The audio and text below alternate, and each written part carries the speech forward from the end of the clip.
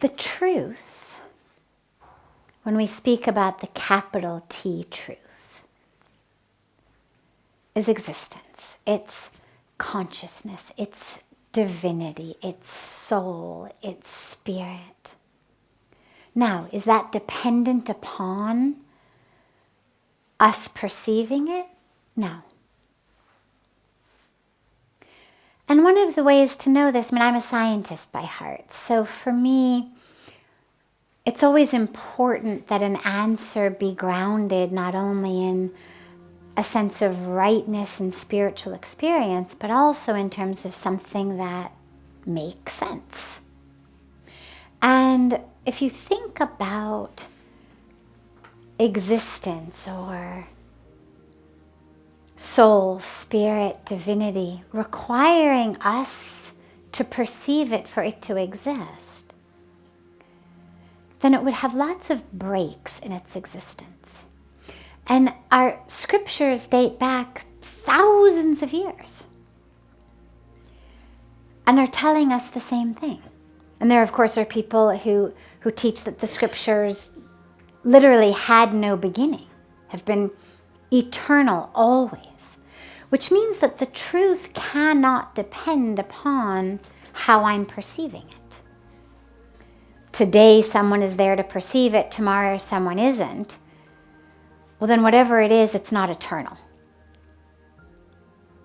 It's dependent on my perception. So the highest truth, the highest reality, does not require us to be there. It's not like that Zen koan about if the tree falls in the forest and there's no one there, does it make a sound? So we're not talking about one tree, one forest, one mind puzzle.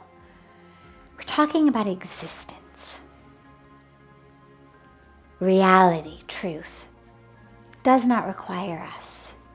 However, for us to interact with existence, for us to interact with truth, for us to interact with soul, spirit, of course requires us. For example, what is your name? Sabrina. So I can see Sabrina. If you say to me, does Sabrina exist? Absolutely. I can tell you exactly what she looks like.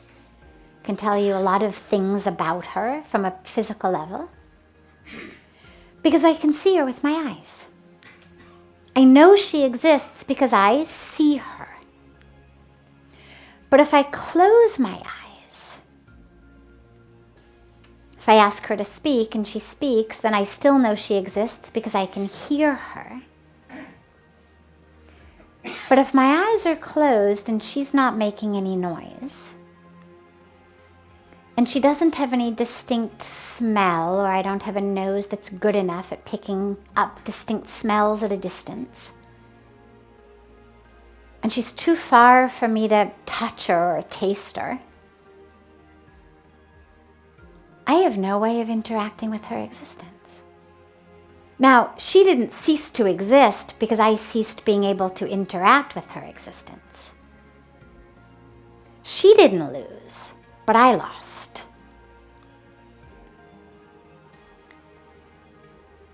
Our ability to interact with the world is dependent upon our perception. Now, our ability to interact with the physical world, the material world, is dependent upon our five senses. If I cannot use any of my five senses to understand someone, something in the material world, I have no way of interacting with it. I have no way of knowing that it exists. But those aren't my only means of perception. They're my only means of understanding the physical world. Like the tools of science are our only ways of measuring it. Got a beaker, got a ruler or a tape measure, got a scale, a microscope, a telescope. These are our tools of understanding the material world. It has a weight, it has a volume, it has a size. I can see it either with the naked eye or with a telescope or a microscope. But what about that which isn't of the material world? How do I know that? Well, we also have tools to know that. We also have the ability to perceive that. It's just not with our five senses. But our intuition, our heart, our inner knowing, doesn't matter what words we use for them, but we all know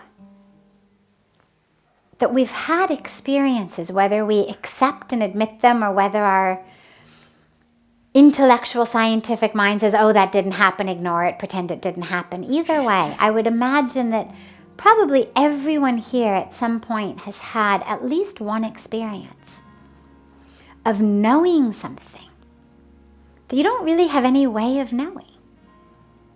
You just know it. You feel it. You intuit it. You sense it.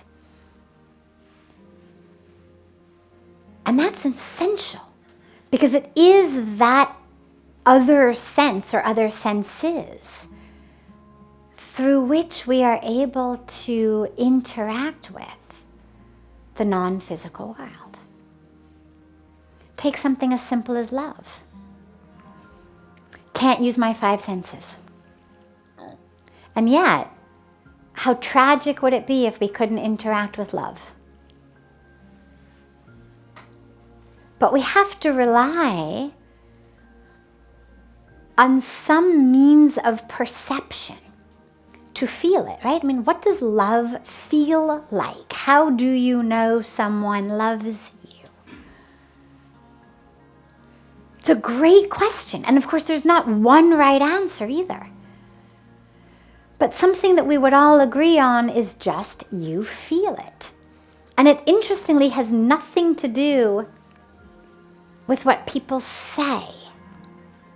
Because you could say, I love you, and I would imagine that most of us, or many of us, have been in a situation where we say, I don't know, you say that, but I'm not feeling it. Right? Then there are people in our lives who maybe don't say it, maybe who are shy or who communicate in other ways, but you know it. You just know that person loves me. And you feel it. And it's beautiful, and it's essential. And love is only one of the myriad essential aspects of life that we perceive, but not through our five senses.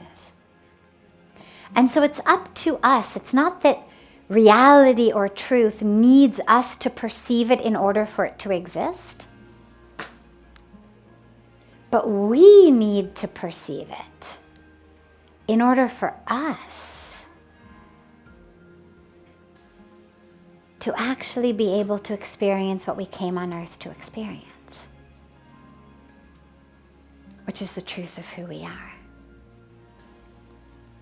And that's an inner way of being evident, of knowing. So I know you because you are evident to me through my senses. But how do I know myself? What sense tells me I exist?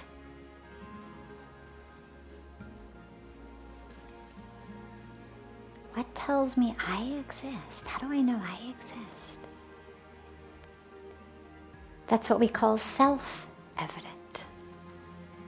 Who's the self to which I am self-evident? Who's the self that knows I exist?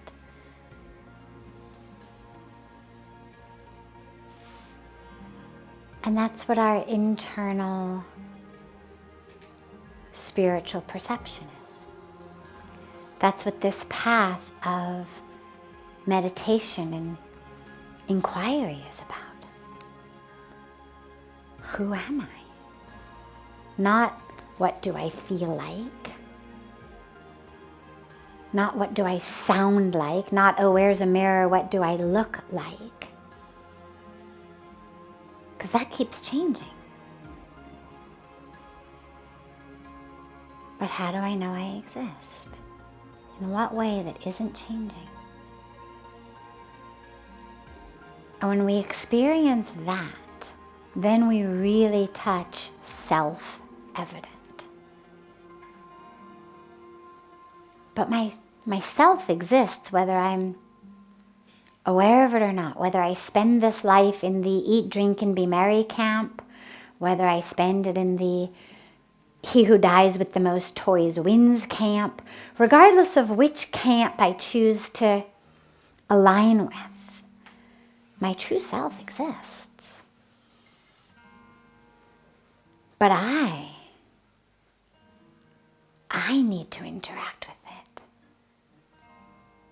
in order to actually experience what I'm here for, to actually step up to that plate of really who I am and really why I